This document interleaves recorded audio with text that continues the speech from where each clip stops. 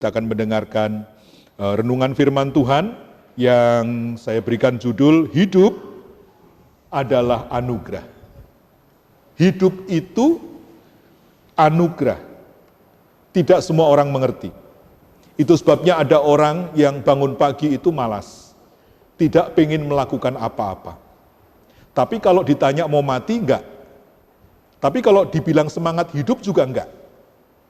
Dan saudaraku, di dalam terang firman Tuhan, hidup ini terlalu mahal untuk disia-siakan. Bahwa manusia hidup sia-sia itu ada.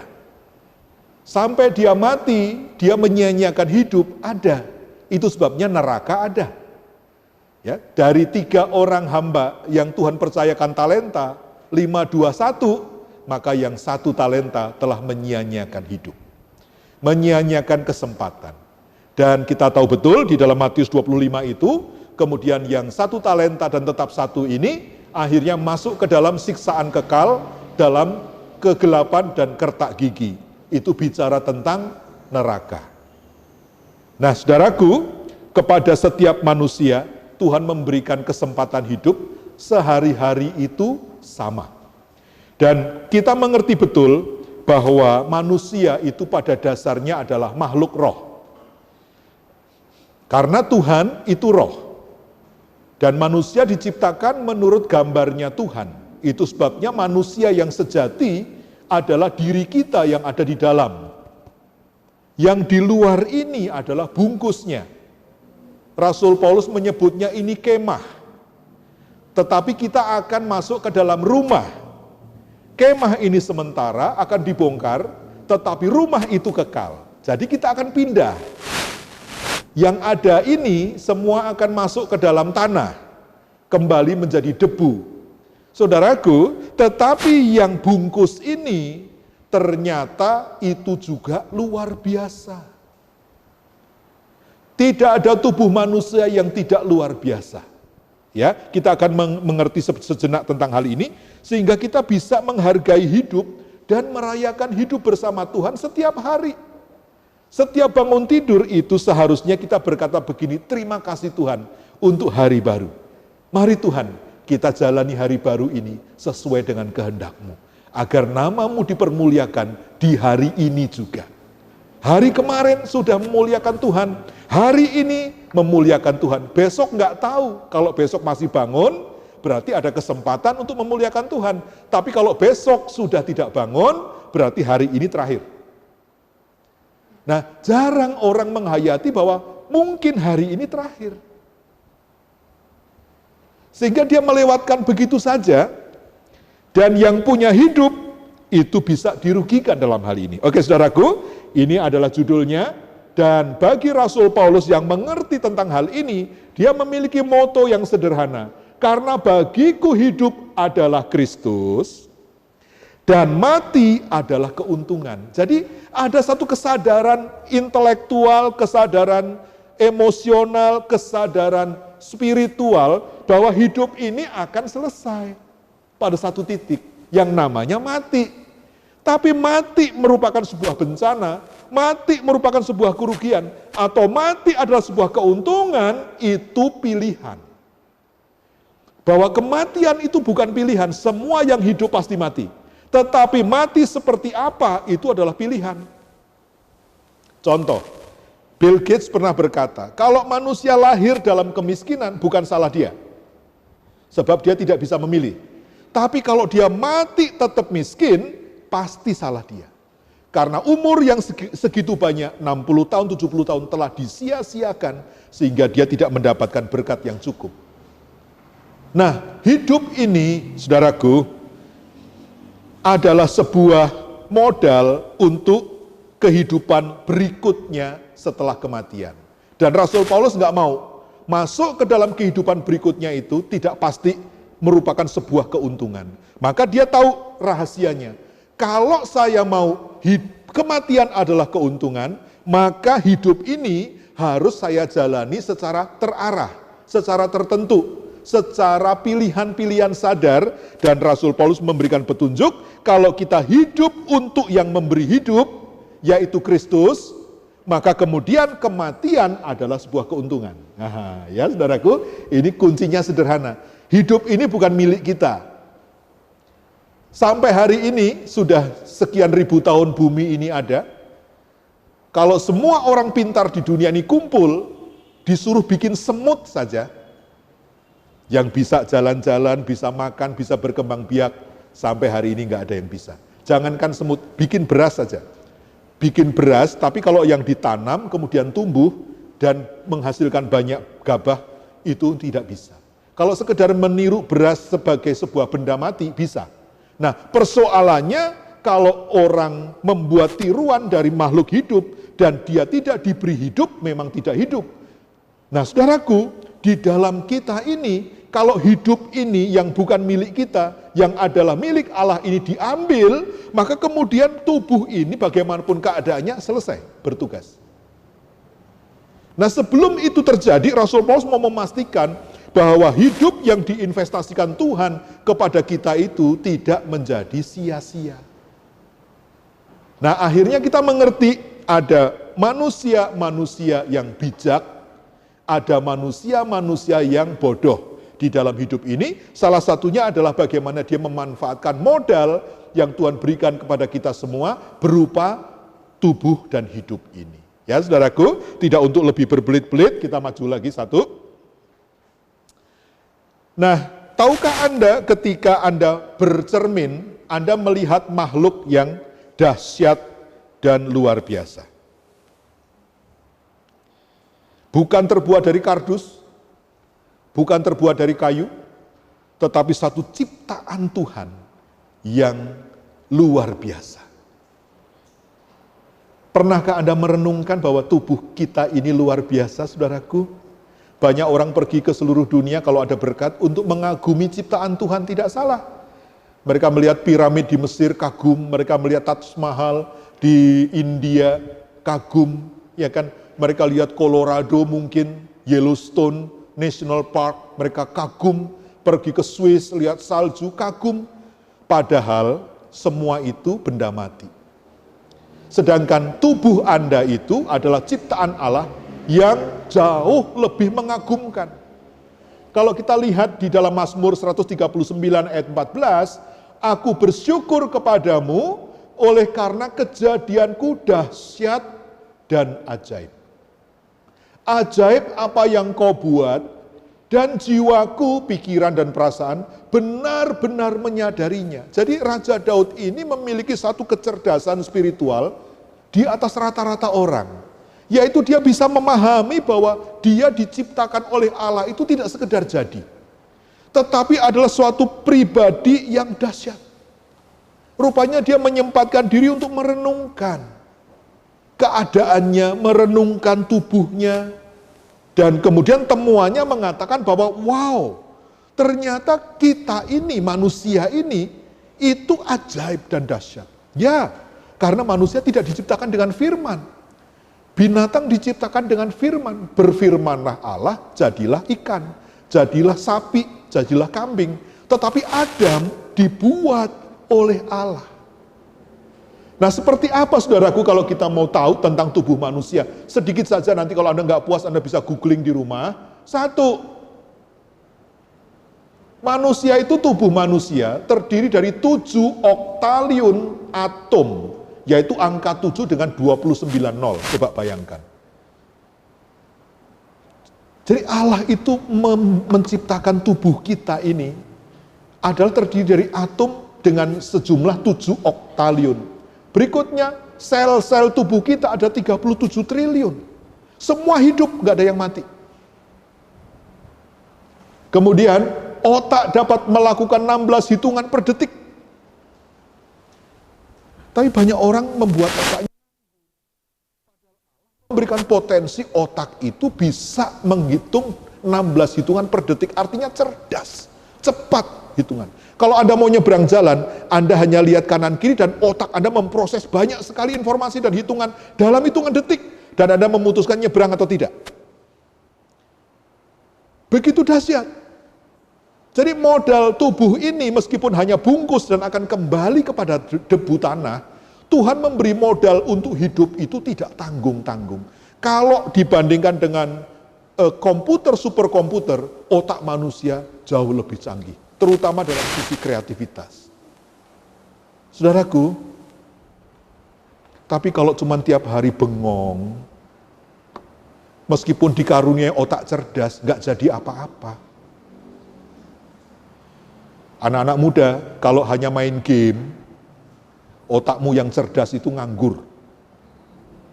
Terjadi kelumpuhan di beberapa sel otak, karena hanya bermain itu saja. Tiba waktunya otakmu harus bekerja, hang. Wow, gitu kan. Sedangkan hidup ini terlalu mahal kalau waktunya habis hanya untuk main game. Ya, mengerti ya? Lanjut. Syaraf kita untuk mendukung daya ingat kita, bagi kita yang belum pikun, itu ada 1 triliun syaraf untuk membuat Anda ingat. Masih ingat tadi pagi makan apa? Ingat, ya itu didukung oleh 1 triliun syaraf. Minggu lalu, ya kemana? Masih ingat. Pelajaran waktu SD 1 tambah 1 sama dengan 2. Masih ingat. Coba kalau Tuhan memberikan kita pas-pasan gitu daya ingat kita. Tetapi kemampuan ingatan ini kalau tidak dimanfaatkan untuk hidup memuliakan Tuhan, kemudian menjadi terlalu sia-sia Tuhan memodali kita ya. Lanjut, ini hanya pengantar saja. Mata kita dapat membedakan 2,3 sampai 7,5 juta warna. Coba kalau Tuhan ngasih kita mata belalang atau mata capung yang hanya bisa melihat terbatas. Wah, kita tidak bisa menikmati bumi ini dan seterusnya. Dan kemudian hidung dapat mendeteksi 1 triliun bau, jantung berdetak 100.000 kali per hari.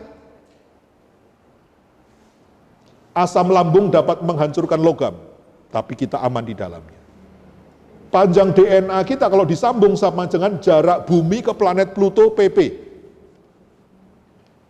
Itu sebabnya Raja Daud begitu terkagum-kagum akan Allah, bagaimana Allah menciptakan dirinya secara dahsyat dan ajaib. Namun kenyataannya ketika manusia tidak mencapai tingkat kecerdasan ini, kemudian manusia ternyata lupa bahwa tubuhnya itu dahsyat dan ajaib, lalu dia tidak memanfaatkan modal yang dari Tuhan itu untuk sesuatu yang Tuhan mau. Sesuatu yang mendatangkan kebahagiaan bagi kita juga. Coba kalau tangan Anda tidak bisa bergerak leluasa, ya. Contoh orang yang sudah kena stroke, sudah terbatas, mau ngapa-ngapain nggak bisa, mau naik sepeda pun nggak bisa. Karena sudah kaku tangannya atau lemes, tidak bisa digerakkan. Saudaraku, itu pengantar saja. Nah, kesimpulannya adalah begini. Tubuh ini kalau kita renung-renungkan, kita baca di dalam internet dan segala macam, kemudian kita sadar betul bahwa tubuh manusia itu luar biasa. Rambut Anda pun gak akan busuk. Tubuh luar biasa, kuku itu bisa panjang sendiri, heran juga. Tapi kenapa gigi gak panjang-panjang? Tuhan atur, ya. Coba kalau terbalik, kuku nggak panjang, gigi panjang. Ketika dibuka maskernya, giginya gondrong. Ya. Ajaib kan Tuhan itu. Dan kenapa hidung menghadap ke bawah, kok nggak ke atas? Anda bisa membayangkan hidung Anda lubang menghadap ke atas? Repot kalau hujan. Dan seterusnya, ya, saudaraku. Dan betapa Tuhan itu menciptakan tubuh kita ini ajaib. Tapi pertanyaannya bukan itu. Tubuh manusia itu luar biasa, dengan sendirinya berharga. Tuhan mau kita jaga aset ini. Tuhan mau jaga aset ini. Bapak Gembala sampai umur hampir 90, masih bisa jalan, masih bisa beraktivitas ya. Kita secara ini iri juga ya. Aduh, kalau Tuhan kasih umur panjang biar tetap berfungsi. Tetapi itu pun harus dengan kesadaran bahwa ketika masih sehat, harus bisa menjaga. Saya pun harus menjaga. Ya, haleluya. Bagaimana dengan hidup manusia? Tubuh ini berharga. Ciptaan Allah sendiri. Dahsyat dan ajaib. Tetapi hidup yang di dalam tubuh itu, apakah dengan sendirinya berharga di mata Allah? Tubuh yang hebat itu saja Tuhan rela untuk kembali ke debu. Kalau dipikir-pikir ya. Coba kita renungkan sejenak, kalau ada orang ginjalnya rusak, kemudian perlu donor, kira-kira harganya berapa? Kalau duitnya ada mau nggak bayar? Mau. Mau 1 M juga mau kalau duitnya ada, agar ginjalnya bisa ditransplantasi. Itu baru ginjal. Nah kalau onderdil Anda dipretelin, dijual ketengan, kira-kira berapa total? Pernah mikir nggak? Mata berapa ya? 1 M lah Om. Ya oke. Mata kiri? Mata kiri ya, ini sudah minus nih Om. Ya udah diskon deh, 750, misalnya begitu. Ya. Coba kemudian ada total ya. Itu pun Tuhan rela pada saat kematian menjemput, balik lagi jadi debu.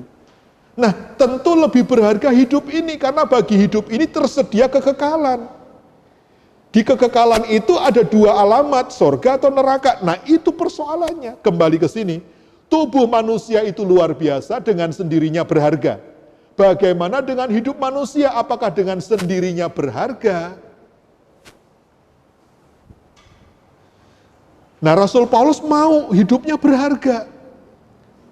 Itu sebabnya ketika tubuhnya kembali ke debu, dia masuk ke dalam sesuatu yang menguntungkan. Dan dia bisa mengatakan, kematian bagiku adalah keuntungan. Ya, saudaraku, haleluya. Kita lanjut. Nah, di dalam Efesus pasal 2 ayat 10, di sana dikatakan, karena kita ini buatan Allah, ya. Buatan Allah itu kok kayaknya hanya sekedar dibuat, ya kayak orang bikin tempe, bikin tahu. Tidak. Di dalam bahasa Inggris lebih jelas, kita ini mahakarya Allah. Allah waktu bikin Adam itu nggak sambil lalu.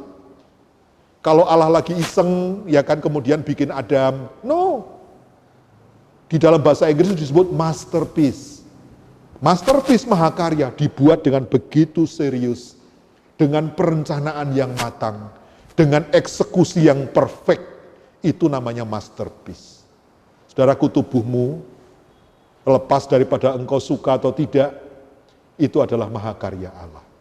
Mungkin ada di antara Anda yang ketika berkaca, Anda tidak puas dengan tubuh yang Tuhan beri. Mungkin menurut Anda tinggi, kurang sejengkal ya. Aduh seandainya ya, segini ya. Kemudian Anda kurang puas dengan tubuh yang Tuhan beri. Mungkin warna kulit kurang terang ya, karena iklan mengatakan kalau pakai ini dan itu, kulit terang itu disebut cantik. Anda gores di sini kan, kapur gitu, kemudian dicoba untuk putih dan segala macam. Karena kalau gelap Anda tidak puas. Mungkin yang rambutnya ikal pengen lurus, yang lurus pengen ikal. Macam-macam manusia terserah mau memandang bagaimana. Tetapi di mata Allah, tubuhmu dan tubuhku adalah mahakarya. Dan ketika orang menghina mahakarya seseorang, dia menghina penciptanya. Berhentilah tidak puas akan tubuhmu, akan dirimu, sebab engkau diciptakan sengaja begitu oleh Tuhan. Dengan maksud yang tertentu. Jangan pernah membandingkan dengan orang lain, sebab memang Tuhan tidak menciptakan engkau sama dengan orang lain. Engkau memiliki panggilanmu sendiri, orang lain punya panggilannya sendiri. Tuhan mau engkau menghidupi sesuatu yang tertentu, sedangkan untuk orang lain Tuhan sediakan yang berbeda. Jadi tidak bisa sama. Dan tidak bijaksana untuk menyamanyamakan. Mulai hari ini kita mau dewasa, mensyukuri apa yang Tuhan beri. Tinggi 168 kayak saya, nggak naik-naik, ya sudah. Jangan ngelamar jadi pilot atau pemain basket NBA, pasti ditolak. Kecuali kalau buat tukang ngepel, ya bisa. Tapi kalau untuk main NBA ya harus 180 ke atas. Dan saya harus tahu diri untuk itu. Demikian pula Anda dan saya. Ya saudaraku, jadi kita mensyukuri tubuh ini, pemberian Tuhan, masterpiece-nya Allah, diciptakan dalam Kristus Yesus untuk melakukan pekerjaan baik yang dipersiapkan Allah sebelumnya. Ia mau supaya kita hidup di dalamnya. Perhatikan, setiap orang yang lahir ke dunia dan dia lahir baru disebut buatan Allah. Jadi tadi disampaikan oleh pemimpin pujian, kita menjadi ciptaan baru, bebas dari hal yang jahat. Itu sesuai dengan ayat ini. Karena kita ini buatan Allah, maksudnya adalah sudah dilahirkan kembali, diciptakan kembali di dalam Kristus Yesus. Kalau sudah begitu, ada visi Tuhan di dalam hidupmu dan hidupku untuk melakukan pekerjaan baik yang dipersiapkan Allah sebelumnya. Jadi sebelum Anda dan saya lahir itu Allah sudah menentukan ada satu pekerjaan baik yang harus kita lakukan. Dan Ia mau supaya kita hidup di dalamnya. Ya saudaraku, tidak untuk membuat ini panjang lebar karena waktu kita ada perjamuan kudus. Tetapi ada orang yang sampai mati tidak menggenapi ayat ini. Tidak hidup di dalam pekerjaan baik yang dipersiapkan Allah untuknya sebelum dia dilahirkan. Jadi penting bagi kita untuk bertanya kepada pencipta kita sebenarnya di bumi ini apa tugas kita. Dan masing-masing kita tidak sama. Kita tidak dipanggil untuk memuaskan orang lain. Kita dipanggil untuk memuaskan pencipta kita. Sebab kita akan kembali kepada Dia. Dan Rasul Paulus sangat tahu hidupnya yang lama tidak memuaskan penciptanya. Bagaimana dia bertentangan dengan jalan Tuhan, bagaimana dia menyiksa orang-orang yang percaya pada Yesus. Di dalam kekuasaannya, di dalam kecerdasannya, dia melakukan hal-hal yang jahat. Tetapi ketika dia lahir baru, dia ketemu dengan Yesus di tengah jalan. Dan hidupnya langsung berubah. Kecerdasan ilahi langsung masuk ke dalam dirinya. Bahwa dia dipanggil untuk menjadi rasul bagi orang-orang yang bukan Yahudi. Sejak saat itu, dia mendedikasikan sepenuh hidupnya untuk panggilannya. Saudaraku, bagi engkau yang oleh Tuhan diperkenankan untuk kuliah ini, kuliah itu di universitas ini dan itu, engkau mensyukuri itu. Sambil engkau bertanya-tanya kepada Tuhan, Tuhan kemana saya melangkah? Apa profesi yang Tuhan mau? Apa pekerjaan baik yang Tuhan sediakan bagi saya? Sejak saya sebelum dilahirkan Tuhan, sebab aku mau, aku hidup di sana sebagaimana kehendak-Mu.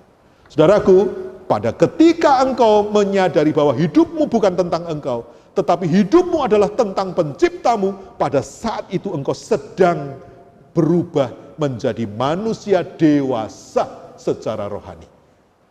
Sebab anak kecil mencari kesenangannya sendiri, tetapi orang dewasa mencari apa yang perlu, apa yang penting, apa yang bermanfaat, apa yang menyenangkan penciptanya. Haleluya. Ya, saudaraku, jadi di dalam persimpangan-persimpangan hidup, berdoa. Mau masuk sekolah, mau masuk kuliah, doa. Mau masuk ke dalam hubungan, pertunangan, doa. Mau menikah, doa. Sebab semua itu harus dalam satu paket rencana Allah digenapi dalam kehidupan kita. Haleluya. Nah, mari kita lihat. Bagaimana Anda mau komentar dengan orang ini? Secara fisik dia cacat. Tapi dari pagi sampai sore tekun bekerja untuk mencari nafkah. Saudaraku, sementara yang lain sampai usia lanjut masih terus berjuang untuk kehidupan. Sementara yang tidak kurang apa-apa bangun tidur males-malesan.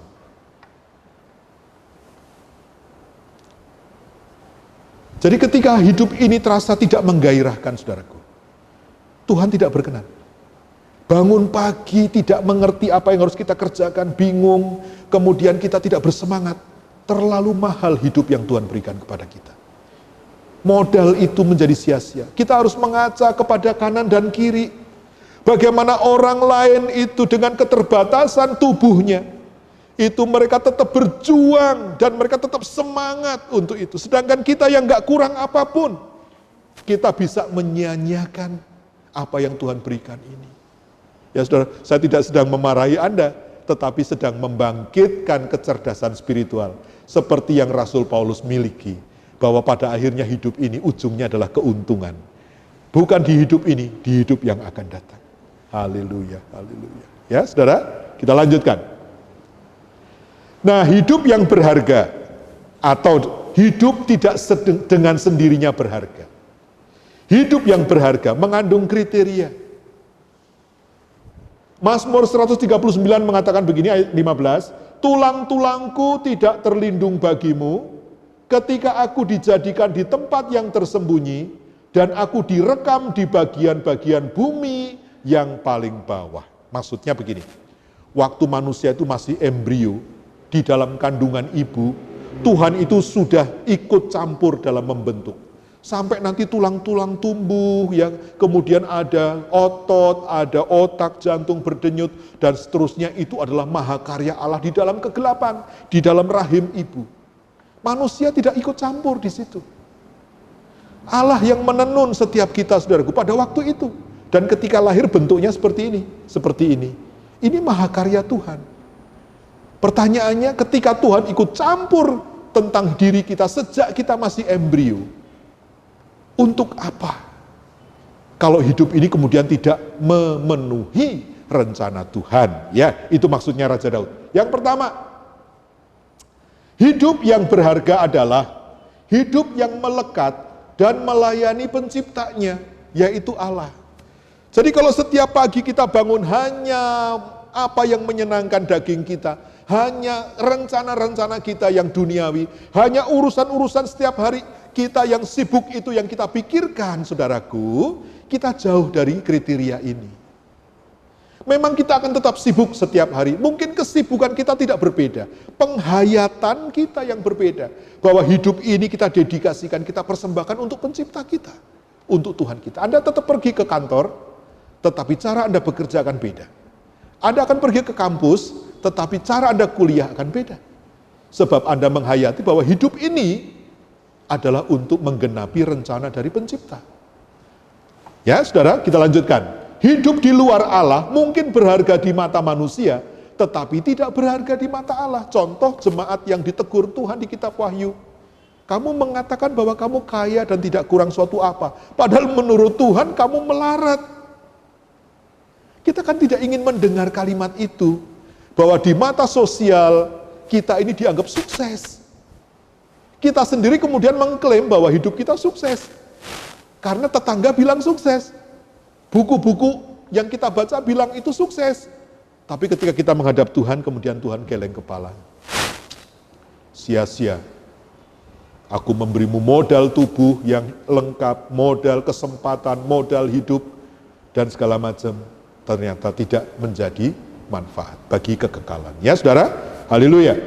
Nah, yang pertama, sangat basic tetapi ini penting.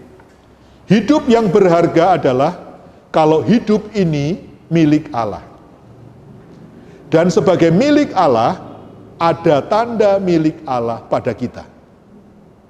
Sebagai ilustrasi adalah, mau kucel kayak apa yang suka dihitung oleh Bapak Hoki di situ. Puji Tuhan sekarang udah nggak ada yang kucel ya. Nggak ada, halus semua, merah semua. Paling dikit biru, ya, puji Tuhan. Dulu ada yang kucel, saudara. Tapi tetap diterima sama Bapak Hoki. Karena sekucel-kucelnya itu adalah uang. Kalau dibawa ke Alfamart masih bisa ditukar dengan barang. Nah, apa yang membuat kertas kucel itu berharga? Ada tanda tangan negara. Ada tanda dari negara bahwa benda itu memiliki nilai. Namanya uang. Manusia hidup tidak semua berharga. Tetapi yang di dalam dirinya ada tanda milik Allah, itulah manusia yang berharga. Yang hidupnya bernilai. Nah, kita semua sudah tahu sebagai orang GPDI, kapan kita menerima tanda milik Allah? Waktu kita lahir baru. Jadi pertanyaan yang paling basic tentang hidup ini adalah, sudahkah kita lahir baru? Bukan sudahkah kita Kristen, kalau Kristen mungkin dari kecil. Tapi sudahkah kita lahir baru? Adakah tanda milik Allah padamu? Karena sekucel-kucelnya hidupmu menurut dunia, engkau tetap berharga di mata Allah. Sebab ada tanda milik Allah padamu. Amin, saudaraku. Ya, haleluya. Yesaya 43 ayat 4. Oleh karena engkau berharga di mataku dan mulia, dan aku ini mengasihi engkau.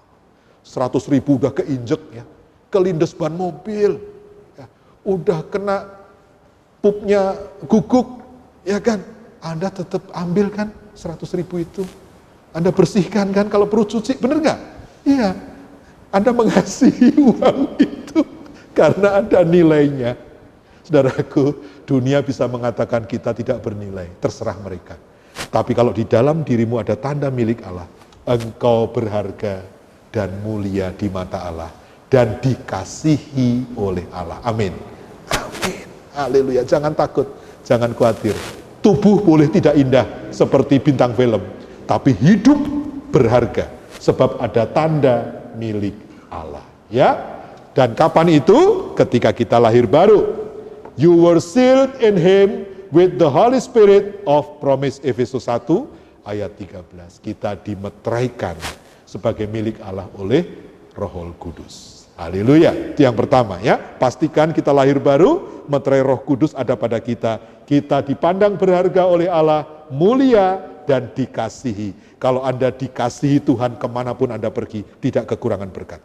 Tidak kekurangan pertolongan Allah. Anda pribadi yang dikasihi Tuhan. Haleluya. Yang kedua, hidup yang berharga adalah hidup yang diampuni. Kalau kita masih ada dosa, bermusuhan dengan Allah, meskipun anak Allah, tetapi kekurangan pertolongan. Sebab Yesaya mengatakan, bukan Allah tidak mendengar, bukan Allah tidak sanggup menolong, tapi yang merupakan pemisah adalah dosa dan kejahatan. Jadi hidup yang berharga adalah hidup yang dosa itu sudah dibereskan.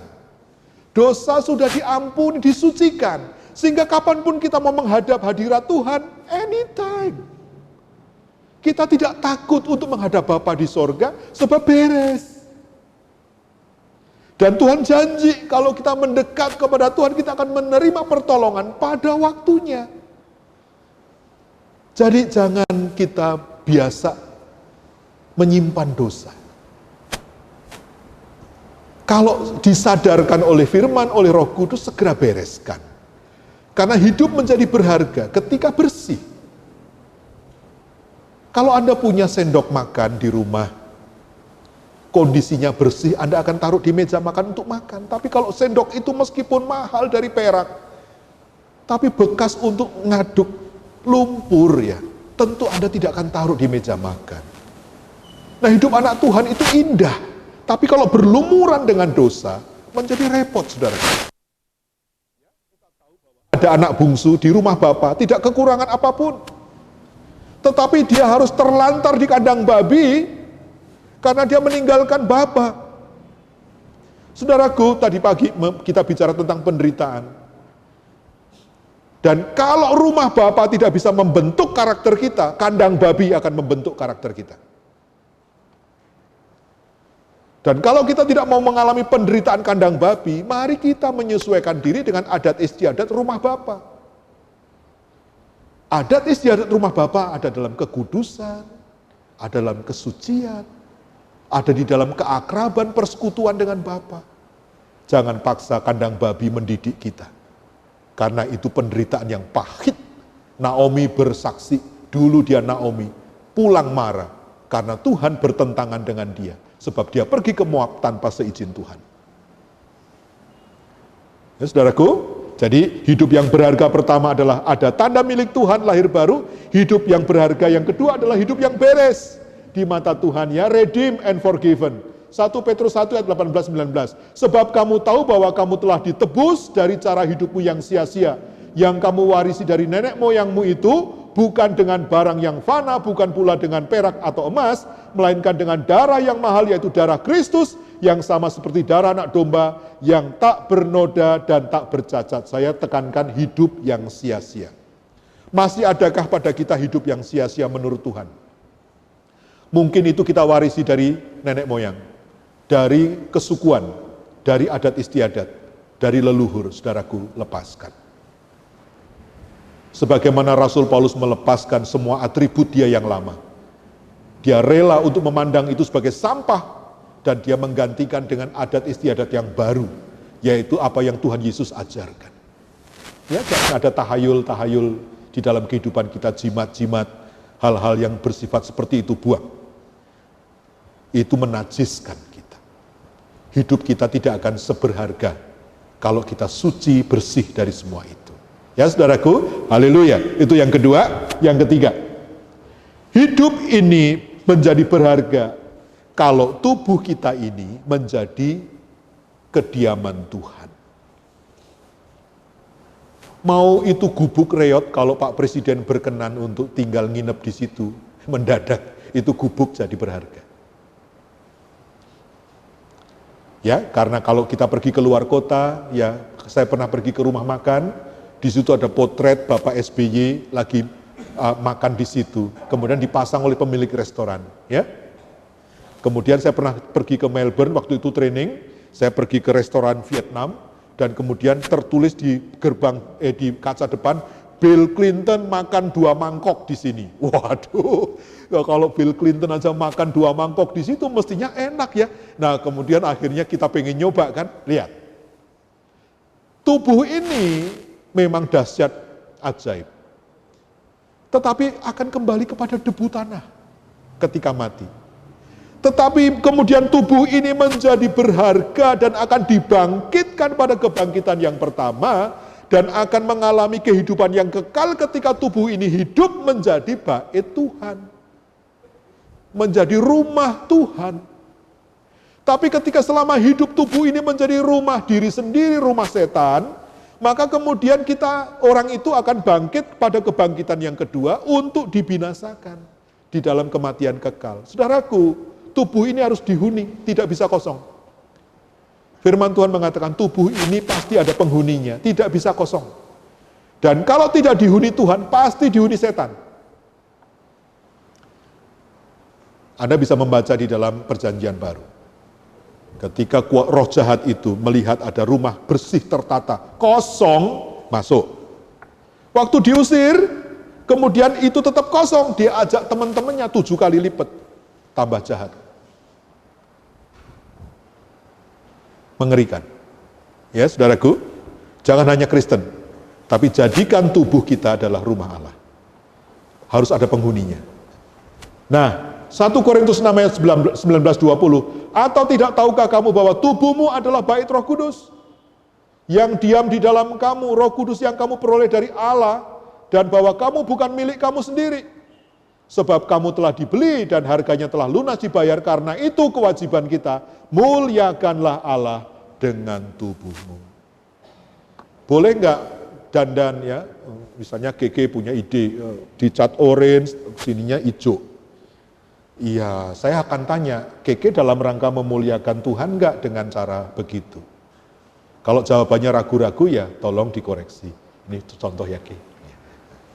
Karena saya tahu Keke nggak mungkin akan dicat orange, dicat hijau. Gitu. Boleh nggak Om saya pakai celana tapi panjang 1, pendek 1? Kamu sedang memuliakan Tuhan nggak dengan cara itu? Kita begitu saja cara mengoreksinya. Ya kan? Om saya punya ide Om. Apa? Pakai sendal jinjit tapi jinjitnya di depan. Bisa nggak jalannya? Begini. Ya, susah kan? Menyusahkan diri sendiri. Jadi artinya begini, jangan sebagai anak muda itu jangan kemudian banyak protes. Waduh, jadi di gereja Pantekosta ini nggak boleh, itu nggak boleh, ini nggak boleh, itu nggak boleh. Nggak ada yang larang. Anda harus hanya ngecek kepada hati nurani, apakah dengan melakukan itu engkau sedang memuliakan Allah atau tidak. Ya, saya pernah ditanya oleh anak saya, kenapa nggak boleh nonton bioskop? Sebenarnya nggak ada yang larang sih nonton bioskop, apalagi kalau filmnya tentang Yesus. Apalagi kalau filmnya yang enggak. Saudaraku, wow. Ya, mari. Ini memang kalau giliran saya yang menyampaikan firman, memang firman Tuhannya untuk pendewasaan. Memang ini pikiran orang dewasa. Kalau anak kecil mah, ya ngambek kalau nggak boleh ini, nggak boleh itu. Tapi ketika orang dewasa kemudian dia akan mencari apakah apa yang dia lakukan itu bernilai atau tidak. Mendatangkan keuntungan atau tidak. Memuliakan Tuhan atau tidak. Jadi Anda akan mempunyai self-regulation. Mempunyai penguasaan diri. Tidak menunggu untuk diawasi orang lain. Roh Kudus di dalam Anda mengajari Anda apa yang bermanfaat. Apa yang mulia. Apa yang menyenangkan hati Tuhan. Ya, haleluya, puji Tuhan. Yang berikutnya ya, tubuh sebagai bait Roh Kudus. Nah, berikutnya hidup yang berharga ini kalau menjadi salt and light, menjadi terang menjadi garam. Sebagaimana yang Tuhan mau. Kita bisa hidup egois, saudaraku. Di TV ada acara yang namanya Where Wild Men Are. Intinya gini, ada orang kaya, saya pernah melihat dia seorang CEO dari sebuah perusahaan, dan dia tidak kurang harta benda, tapi dia pusing dengan kehidupan bermasyarakat. Menurut dia manusia itu brengsek dan membuat dia pusing. Akhirnya dia memilih untuk pergi ke Skandinavia atau Finlandia, Skandinavia. Kemudian dia mendiami satu pulau sendirian. Ketika ditanya, gimana hidup, apakah puas? Ya, dia puas karena dia memang nggak suka hidup bermasyarakat. Nah, mohon maaf, kalau dia Kristen, itu bertentangan dengan misi dari Tuhan Yesus. Karena kita ini, kalau memang tidak ada gunanya di bumi, pasti kita ada di surga bersama Tuhan sejak kita dibaptis. Tapi sekarang ini, kenapa setelah kita dibaptis, kita masih bermasyarakat? Karena kita mempunyai tugas paling sedikit menjadi terang dan menjadi garam.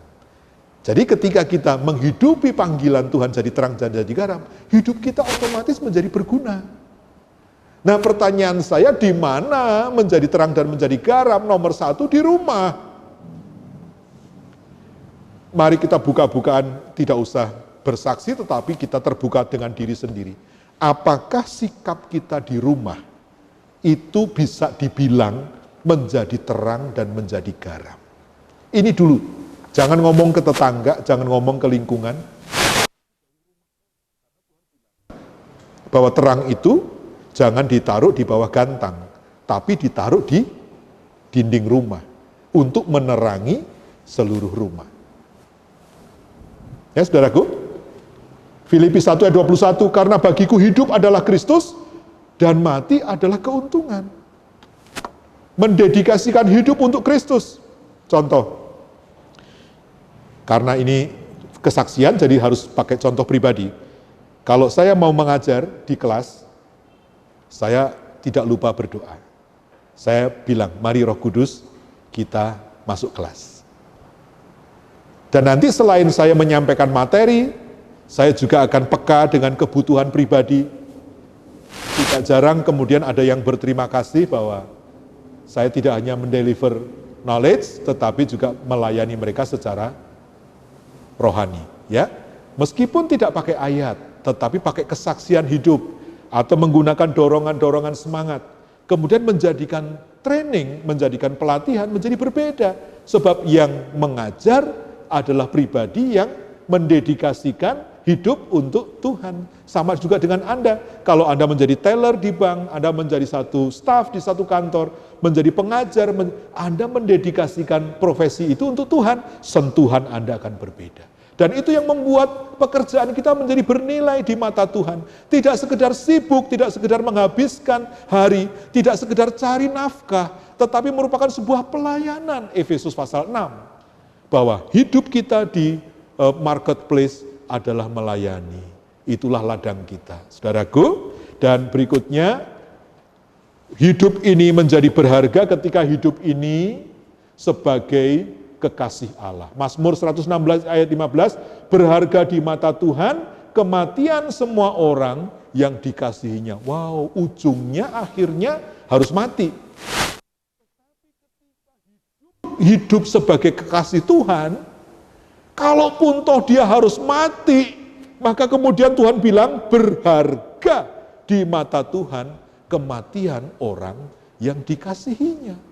Jadi orang yang menghidupi hidup untuk Tuhan tidak takut mati. Nah, menjadi pertanyaan bagi kita ketika sudah lama jadi Kristen, maaf ya, ini tidak menghakimi siapapun, tapi sebenarnya takut mati. Bukan kita ini tidak menghargai hidup, tetapi kemudian dipertanyakan, apakah kita kurang modal untuk menuju kepada kematian? Ya, saudaraku, secara cepat tadi, hidup yang berharga tidak dengan sendirinya. Itu adalah hidup yang menjawab panggilan penciptanya. Ada tanda milik Allah, hidupnya diampuni, dibereskan, tidak ada ganjalan, ya. Dan apalagi? Masih ingat hidup yang berharga tadi? Tidak harus urut, ya. Tubuh ini menjadi rumah Tuhan, menjadi garam, menjadi terang. Dan jangan lupa kita mau hidup dikasihi oleh Tuhan. Dengan demikian, kalaupun toh harus mati, Tuhan. Oh haleluya saudaraku. Dan kalau kita mau seperti itu, maka ini yang terakhir mungkin, jadi kita setia berbuat benar. Dari pemimpin pujian dalam pembukaan mengatakan bahwa jangan takut kalau kita tetap benar di hadapan Tuhan, tetap menghidupi kebenaran Tuhan, maka penyertaan Tuhan pasti nyata. Benar, ya. Wahyu 14 ayat 13 mengatakan, dan aku mendengar suara dari surga berkata, tuliskan, berbahagialah orang-orang mati yang mati di dalam Tuhan, sejak sekarang ini sungguh, kata Roh, supaya mereka boleh beristirahat dari jerih lelah mereka, karena segala perbuatan mereka menyertai mereka. Oh saudaraku, hidup menjadi jauh lebih bernilai kalau apa yang kita renungkan pagi ini kita lakukan. Ya, do the right thing since the first steps. Ya, di situ dikatakan apapun yang kita lakukan pasti ada saja orang yang menghakimi. Maka tetaplah lakukan apa yang benar, karena pada akhirnya kebenaran itu yang akan membela kita. Saudara, tugas kita tidak untuk menyenangkan semua orang. Tugas kita adalah menyenangkan hati Tuhan. Ketika kita berbuat benar, pasti ada saja yang mengkritik. Terserah siapapun yang mengkritik asal bukan Tuhan. Sebab meskipun semua orang setuju, tapi Tuhan mengkritik, celaka. Jadi seringkali anak-anak muda suka merasa susah hidupnya karena kalau dia tidak ikut teman-temannya, nanti dia nggak punya teman. Saya mau bilang sesuai dengan terang firman Tuhan, enggak apa-apa kamu nggak punya teman, asal Roh Kudus menyertai kamu. Tapi buat apa kamu punya 1000 teman, tapi Tuhan tidak menyertai kamu? Sebab temanmu itu akan tidak bisa menolong engkau ketika engkau susah. Teman selalu ada ketika engkau senang. Tetapi teman akan pergi ketika engkau susah. Tapi Tuhanmu selalu ada dalam segala musim hidupmu. Dalam suka duka hidup Tuhan setia. Mengapa kita meninggalkan sobat yang setia demi sobat yang palsu? Yang hanya mau dekat kalau ada berkat, kalau sedang ada kebutuhan, kemudian mereka menjauh. Lebih baik kita ditemani Tuhan. Tidak apa-apa, Tuhan sendiri lebih dari cukup dibanding 1000 teman yang tidak berkenan di hadapan Tuhan. Ya, ini saya pesan untuk anda semua yang kuliah di luar kota, ya, yang papa mama tidak bisa mengontrol hidupmu 24 jam, tetapi Allah ada untuk menyertaimu. Jangan takut ketika engkau mendedikasikan hidupmu, kuliahmu, sehari-harimu untuk Tuhan. Ya, nah saya pernah mendapat masukan nih, jangan sakit hati ya. Itu anak-anak yang kuliah pada gondrong rambutnya, gimana, boleh nggak? Ya saya cuma mau tanya, gondrong itu untuk kemuliaan Tuhan atau tidak?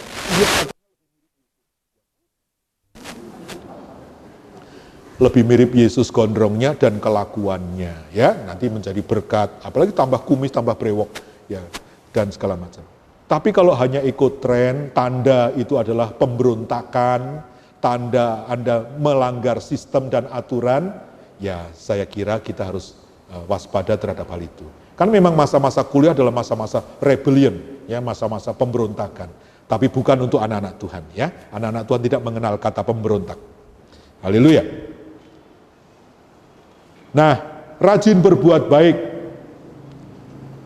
Kita tahu ini Jenderal Hugeng, tapi baik juga untuk kita renungkan. Baik menjadi orang penting, tapi jauh lebih penting menjadi orang baik. Itu sebabnya ketika kita membaca di dalam firman Tuhan, Wahyu 22 ayat 12 berkata, sesungguhnya aku datang segera, dan aku membawa upahku untuk membalaskan kepada setiap orang menurut perbuatannya.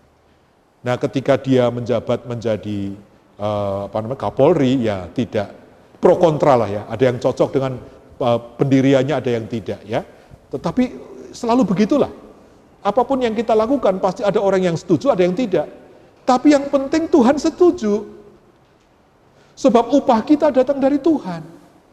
Oh enggak, upah saya datang dari kantor. Kalau kantor tidak digerakkan hatinya oleh Tuhan untuk mempromosikan Anda juga tidak akan pernah promosi. Tanya beberapa orang yang mengalami promosi oleh kekuatan doa, oleh penyertaan Tuhan. Lihat bagaimana Tuhan mengambil keputusan-keputusan yang ajaib. Sebenarnya menurut kantor dan atasan Anda nggak masuk hitungan. Tetapi ketika Tuhan campur tangan, heran. Tiba-tiba Anda mendapatkan promosi dan mendapatkan berkat. Kalau Tuhan setuju dengan perbuatan kita, Tuhan di pihak kita, siapa lawan kita? Itu menjadi kalimat yang penting bagi kita, saudaraku. Ya, penutup, di dalam Tuhan Yesus Kristus, diri dan hidup kita adalah berharga dan mulia, jangan kita sia-siakan. Haleluya. Dan kita merayakan hidup setiap hari, saudaraku, semangat. Tapi saya sudah tua, saya sudah terbatas, semangat, Anda belum lumpuh. Ya kan? Tapi saya sudah ini semangat, masih hidup. Kita masih punya kesempatan untuk berbuat baik, untuk memuliakan Allah melalui apapun yang bisa kita kerjakan. Ingat pengorbanan Tuhan Yesus. Ingat bagaimana hidup kita menjadi berharga karena tubuh dan darah Tuhan ini. Ingat, kita diberikan kesempatan oleh Tuhan untuk hidup baginya, sehingga kalaupun suatu saat kita menuju kepada kematian, kematian adalah sebuah keuntungan. Haleluya, Tuhan memberkati kita semua. Selamat merayakan hidup yang luar biasa ini.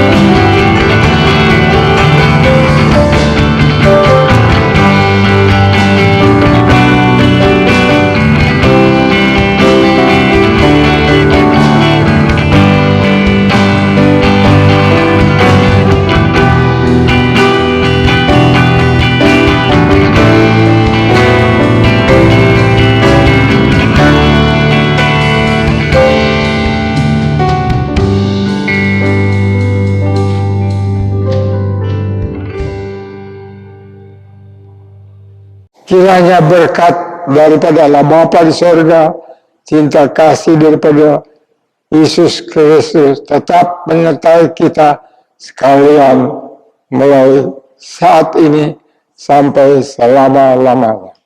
Haleluya. Amin.